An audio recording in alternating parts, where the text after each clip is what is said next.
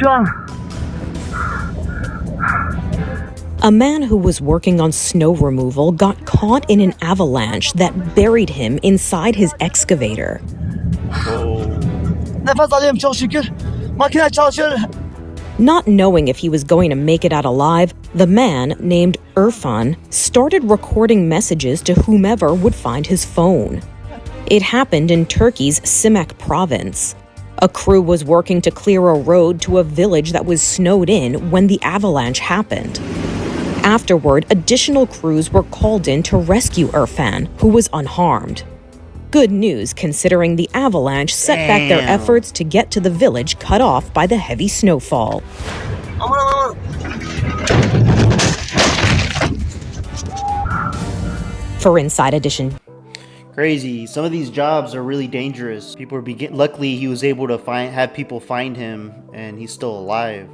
The priority is, as clearly pointed out, is the criminal illegal alien that's here committing crime. That's the number one priority. The second priority is certainly those that have deportation orders. That will fill up the capacity.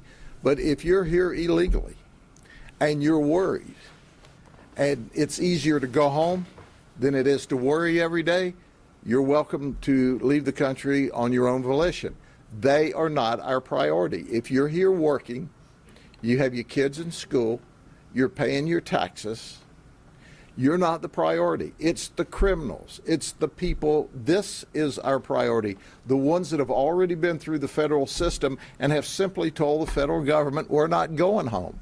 Not only did we disobey the law by entering this country illegally, we're going to disobey the law by staying here.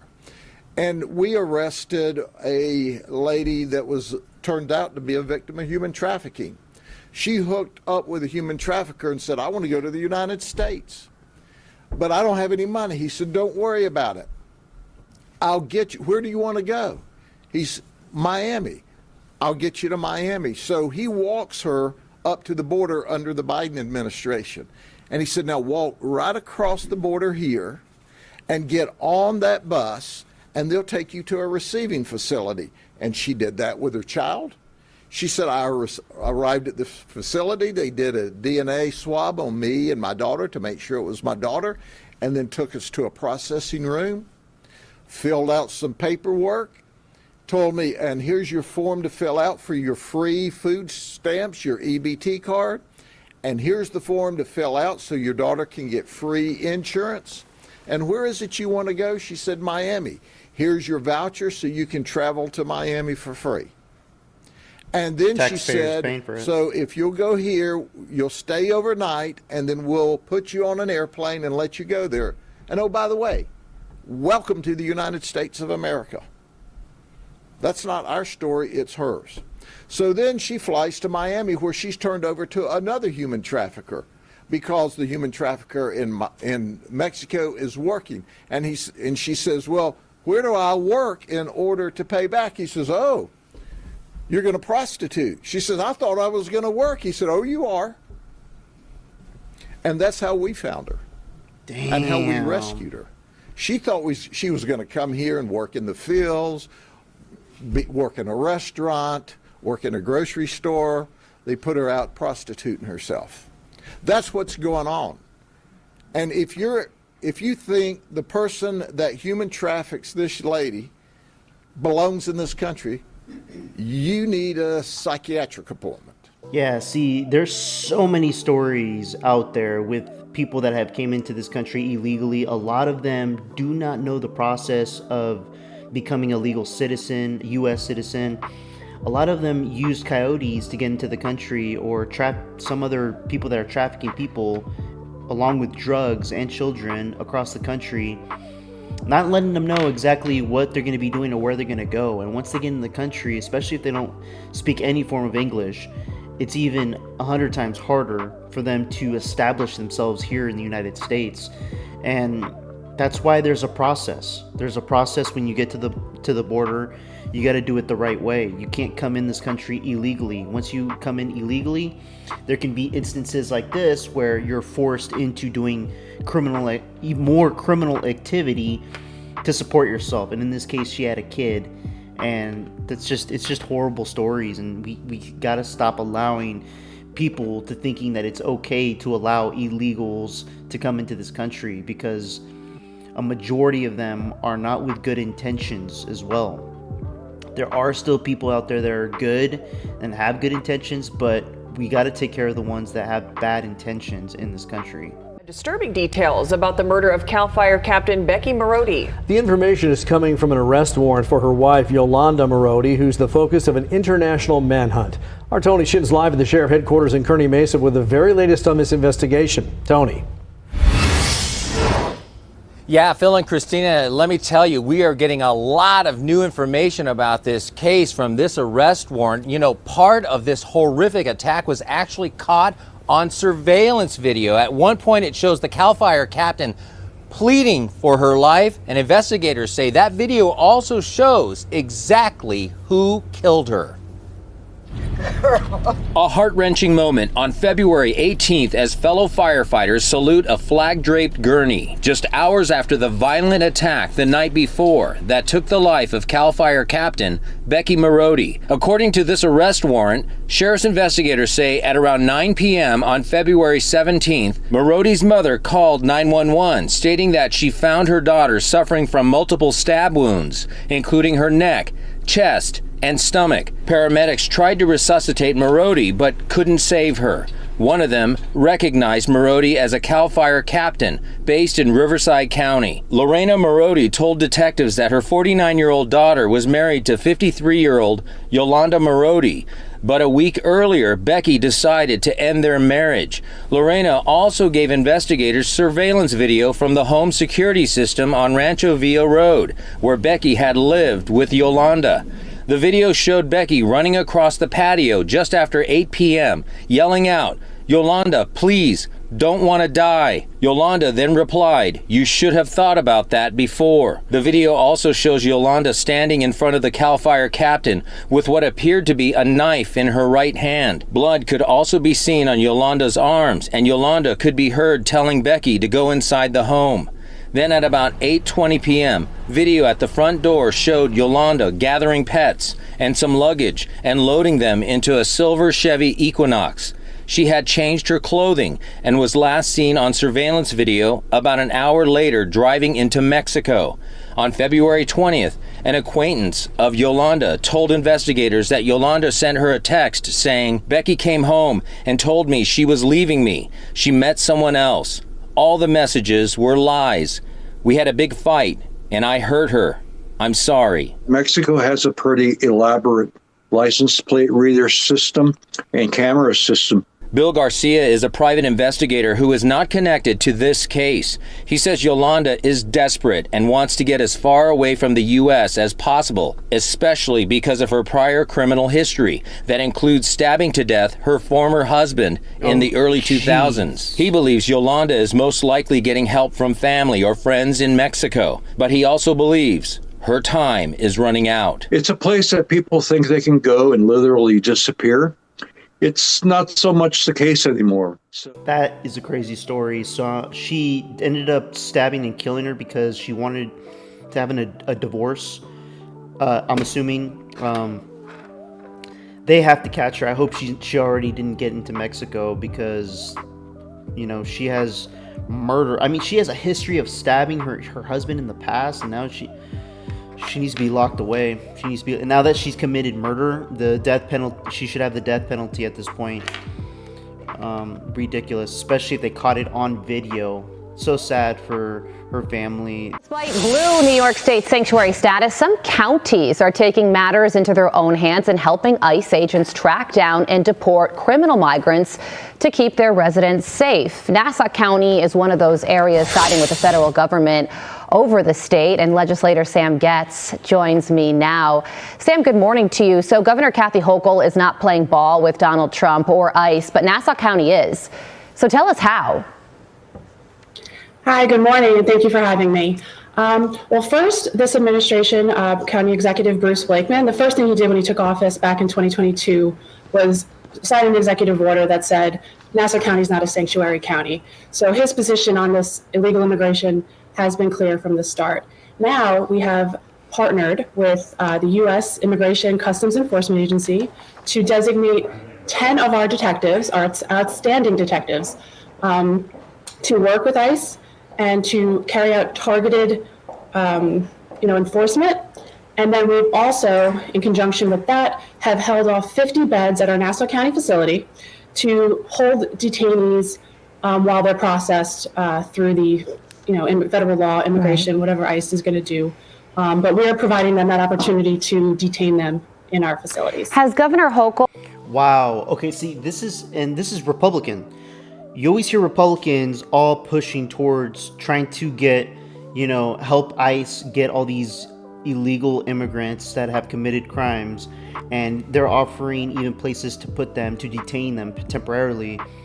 I totally agree with this. A lot of blue cities are trying to keep it as a safe haven for all these criminals. If there is Republicans out there that live within these blue cities, you guys can rise up and say something and do something to help ICE track down all these people that are here illegally and have committed heinous crimes. I mean, let me know what you guys think about this this subject in the comments below. California's most popular burger chains is moving its company headquarters out of the Golden State. In-N-Out Burger has announced plans to move to Tennessee. The company's decision to leave its Irvine, California location by 2029 after 30 years is raising questions about high taxes and strict regulations, as well as the business environment in California. 500 company employees work at the Irvine headquarters. In-N-Out will still have a location in Baldwin Park, California, which will be the West Coast base. The company will be opening a new headquarters in Franklin, Tennessee by 2026, which would oversee eastern United States operations. In addition, In-N-Out will open nearly 36 restaurants in Tennessee. Some of the 500 employees in Irvine will either move to Baldwin Park or be offered a chance to relocate to Tennessee. The move to Franklin is a $125 million investment and is expected to lead to an additional 275 corporate jobs. The burger joint first opened in Baldwin Park in 1948, and by 1994, a company headquarters was established in Irvine. In addition to California, it has restaurants in Arizona, Nevada, Colorado, Oregon, Utah, Idaho, New Mexico, Texas, and Washington. Lindsay Snyder, the granddaughter of founder Harry Snyder, said, quote, "The move brings our In-N-Out family back together in a way that helps us better serve our customers," end quote. Senate Republicans in California called the move sad but not surprising. They claim that California is not promoting entrepreneurship and bad policies are hurting the state. Other big-name companies such as Tesla, SpaceX, and Whole Foods have also moved their headquarters out of California in recent years to states where taxes are lower. The Tax Foundation ranks California. Gavin Newsom just destroying the state, and he's over here. I don't know if you guys saw, Gavin Newsom's over here. Hey, everybody, I'm starting a podcast because this is what's going to help California. I mean, he didn't say that, but he has no idea what the hell he's doing. He's about to be recalled and disappear like Kamala Harris and Joe Biden. They don't need to be around the government or anywhere near any type of power that governs anybody. I'm not surprised that In-N-Out's main headquarters is moving to Tennessee. I'm hoping more In-N-Out burger joints come out to the East and Midwest. Man, I miss In-N-Out. In-N-Out's really good, in my opinion. Let me know what you guys think about In-N-Out. There's always this controversy, In-N-Out versus Whataburger. Which one's better? I like In-N-Out. I've been to Whataburger. Tastes like crap. I don't like it, but let me know what you guys think in the comments below. Heart-stopping video of a near tragedy in Ohio. This is going to be a bus vehicle on fire, unsure if it is occupied. Showing massive flames and black smoke engulfing a Cleveland Heights school bus during its morning run to a local middle school. The district confirming there were 15 students on board. Every child is accounted for. Every child's off the bus.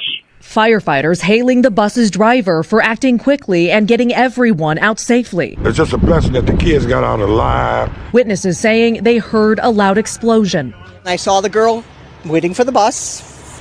2 to 3 minutes later, I heard a big boom. City officials telling NBC News the fire appears to have been caused by a mechanical issue, with the superintendent saying in a letter to parents flames broke out behind one of the rear wheels. The exact cause under investigation. After about 5 minutes, it was all engulfed in flame, and it was just unbelievable. This report from Ohio State Highway Patrol confirms the bus just passed its annual mandatory inspection on February 14th. The superintendent noting the entire fleet is now being re-inspected out of an abundance of caution. She writes the driver, who's asking not to be identified, credited annual evacuation drills for getting students out safely, adding, "I can't express how relieved I am that no one was hurt." Thank God. Maggie Vespa, NBC News. Woo! Thank God she acted quickly and got them off the bus. The mechanics and anybody who filled out that report is probably going to be in big trouble. Let me know if anybody has ever been a bus driver for schools or, just for the city. Do they do monthly inspections on these buses? Because they get used a lot, especially, city buses, they get used a lot. Even during the school year, school buses get used a lot. I don't know if they swap buses throughout the year, throughout the school year. Let me know what you guys think in the comments below on this. New at 6, a Gwinnett County couple's accused of stealing more than $1 million from a dead woman's teacher pension. Channel 2 Gwinnett County Bureau Chief Matt Johnson found out the duo denies being part of a multi-state scheme. Gwinnett County Police have filed serious charges against 2 Gwinnett County seniors. Arrest warrants allege that the couple knew that a relative was dead, but instead of notifying the proper people, police say they forged documents to make it appear she was still alive so the money would keep coming in. A Gwinnett County couple is haunted by allegations of ghostwriting. Police say they forged a dead woman's signature to steal over $1 million. I believe it was over $1.1 million from the teacher's retirement system. 87-year-old Mary Arsenault and 89-year-old Ernest Arsenault allegedly collected Mary's dead mother's pension for years after she passed away. What? Granny? Grandpa? Stealing money? Over $1 million? Oh my God. In 2010, Gwinnett police say the retired California teacher's pension kept paying, apparently unaware her name and her signature was being forged. Investigators believe the couple forged the mother's signature on notarized forms for over a decade. The warrant says they also made sure her name and forged signature was mailed to the California State Teachers Retirement System. I was looking for a Mary Arsenault. I went by the family's house near Snellville to get their side of the story, but no one opened the door. Well, they're saying it's about $1 million worth of money that was taken. Oh, no way. They were able to determine that she said, the lady no died in way. 2010. Money still kept coming into a bank account, which was then moved to other bank accounts associated with the daughter. The couple's arrest last week still comes with lingering questions about what may happen to the millions of dollars that's allegedly missing. That would be potentially for the courts or the retirement system to try to work through and figure out. They both face identity theft of a deceased person plus theft charges. They remain out on bond while they await for their court dates. Damn. What? These are elderly people too. And they said in California, it's tough out there, I'm telling you. Even old people are like, you know what? This Social Security is not even enough. Oh my gosh. What do you guys think about this story? This is wild. There's no excuse though. You commit crimes, you gotta pay the penalty, and I don't even know what's gonna happen. They're gonna serve time in jail. The iconic restaurant chain Hooters about to shut its doors? No! Bloomberg News reports the chain may be on the brink of filing for bankruptcy. Hooters once had 430 locations around the world. 40 have shuttered in the U.S. in the past year alone, possibly joining other famous chains that have gone bankrupt recently, including Red Lobster and TGI Fridays, due to the pandemic and inflation. But there's another issue specific to Hooters. In the Me Too era, Hooters was seen as a throwback to another time when scantily clad waitresses seemed like a fun idea. What's happened with Hooters? I think that Hooters specifically might seem a little outdated. Maybe they need to update, maybe a little less emphasis on lack of clothing and more emphasis on the food product that they're serving. Amy Ambrose was a Hooters waitress for 13 years. Chelsea Mitchell for a decade. Do you think that Hooters' time has passed, or do you still think it's relevant? I don't think it's past. It's a sports bar. Chicken wings are never going to go out of style. I think that there was a few things that they maybe fell a little bit behind on, but I hope that they can dig out of that hole because it's a special place. I love chicken wings. I love grilling chicken wings, buffalo wings. I've had Hooters wings before. I think they're delicious. I love the flavor. That's why they sell the sauce in stores now. I don't think they have one around here, actually, come to think of it. It's been actually years since I've been to a Hooters. I know when I was living in Florida, I would go a few times with my friends, and it got to the point where we didn't even want to go there anymore because all the women there were pregnant. Everybody was getting pregnant. Everybody serving it, and it just looked very awkward and weird, and all the guys felt uncomfortable. Like we were like, everybody's just bouncing around here with a big belly. So I mean, it's great. I'm not too surprised that they're going to be going out of business possibly. I know there's other businesses that kind of model what they do with the intention to try to appeal, men specifically. But I know plenty of women that go to Hooters. Depends what you order too, and where you go and who the cook is. So you can't say they need to upgrade their food. It's been good for all these years. Let me know what you guys think in the comments below. Should they get rid of Hooters completely, or kind of change their way of how they're doing their business model? Let me know what you guys think. Documented woman is under arrest here tonight. A rally in El Monte is happening right now to show support for her and her family. Good evening once again, everybody. I'm Michael Brownlee. And I'm Colleen Williams. The arrest was caught on video. Now, according to the family, the mother does not have a criminal background, and she's the primary caretaker for her daughter, who is suffering with cancer. I have to stop it right there. An undocumented mother does not have a criminal record. If you're undocumented, that means you came into this country illegally. That means that's a crime. You have committed a crime. You are a criminal by definition. I mean, I like how the media tries to kind of like flip the script into making people believe that, just because she did one bad thing doesn't mean she's not a criminal. The bad thing that's defined as doing something criminal makes you a criminal, point blank. There's no way around it. You can't change it. If it's the color blue, it's the color blue. McCullough Medina joins us live from El Monte City Hall with their story. Mac. Well, Colleen and Michael, that rally is supposed to start here around 5:30. The family says they need all the support and help they can get. That daughter, 21 years old, unable to walk.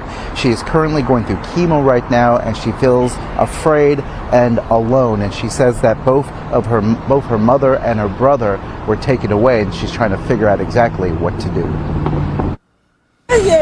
Mom. 50-year-old Yolanda crying out to her children, "They're going to take me, they're going to take me," as agents arrested her outside her home in El Monte Monday. I just feel alone. I feel lost. Her 21-year-old daughter, Citlali, unable to walk, had to be carried out of the car to talk to us about her brother and mother. She's just a great mom. I wouldn't ask for anyone else. Her mom has been by her side ever since she was diagnosed with chondrosarcoma. It's a cancer of the cartilage of her leg bone. She was diagnosed about a year ago. Without her, I don't know how I'm going to get treatments. I feel like I'm not going to be able to go through with them without her. I need her. Her mom was her caretaker and her emotional support, and her brother Jonathan was the primary provider, paying for rent and food. Turn around right now. Setlali, a U.S. citizen, says agents told them Jonathan was the target of the arrest. He was convicted of a crime more than 12 years ago. He already did his time for that. He went to rehab. He's changed. He's really, really changed. She says she was too young to know what type of crime. Where's the warrant? The family demanded to see a warrant for Jonathan and her mother. They say agents never showed one, but you can hear an agent tell Jonathan why they were there. For you and for her for being illegal. You have to stay strong for her. Meantime, Setlali is relying on her friends for support. It's really sad to hear, this type of situation because, this young lady is going through it with her health, and she needs her mother and brother to be there for her to help basically sustain her life. Now, this is what sucks, because it's not this administration's fault. It's not this government's fault for everything that is happening in regards to the deportation of illegal immigrants. This is the fault of administrations and government officials that did not enforce the laws that have already been in place. I don't know what else to say. I've said this multiple times in my other videos in regards to illegal immigrants and the deportation, and there's gonna be more and more stories like this coming out where my number one question is, you've been here more than 5, 10, 15, 20 years, and there is nothing in your mind to ever think, hey, I've been here this long in this country, I need to figure out a way to become a U.S. citizen. If your intention was to stay here in this country and have children to take care of, you have to start thinking about the long-term effects, that sooner or later the laws are going to come back in place. And this is what sucks too, because a lot of these people that come into this country illegally don't know our laws here. That's why I've been saying at the border there should be signs everywhere explaining specifically about being a legal citizen in this country, being illegal in this country. What are the consequences? What to do, what not to do. I mean, because a lot of people don't speak English. They come from places all over the world that speak many different languages, not just Spanish. And in the end, the one that has to pay for it are the children, or in this case, a young lady that was probably born here in the United States and is a U.S. citizen and now has no mother. And I don't know if they're actually going to go through with it and deport her. It has to go through the court system, and they'll see what to do. And this is something that the media won't even talk about. We'll try to see if we can follow up on this specific story, but the media tries to throw out these stories to make a lot of people in this country that are legal citizens to feel a lot more empathy and feel sorry and change our way of thinking of, oh, you know what, maybe we should keep illegal immigrants here. If we have criminals that kill and murder, it's okay. Because we're thinking too much about our feelings, we're not looking at the big picture. And that's the problem. Until it affects you personally, then that will make the major decision of your life into saying, okay, yeah, no, we don't need any illegal immigrants here, especially the ones that have committed crimes. If they want to come into this country and be here legally, they got to do it with the fresh start. I believe anybody that should start now with the new administration, going forward. You want to come here legally, do it the right way. People that have already been here legally or illegally, I believe, in my opinion, they should have the opportunity to become a U.S. citizen right now. Right now. They have 1 year to become a citizen. If they don't become a citizen, they have to self-deport or get deported. Because there's no reason to be in this country and not be a U.S. citizen, especially if you're paying taxes and actually wanting to be here. My opinion. Let me know what you guys think with the news of the day. I try to put a lot of different topics out there, and some more coming out. There's going to be some other clips I'll send out individually that are not part of news of the day, but it's still some news to report. Let me know what you guys think on any of these clips. Like and comment below, and subscribe if you like what you see. Until next time, everybody, peace out.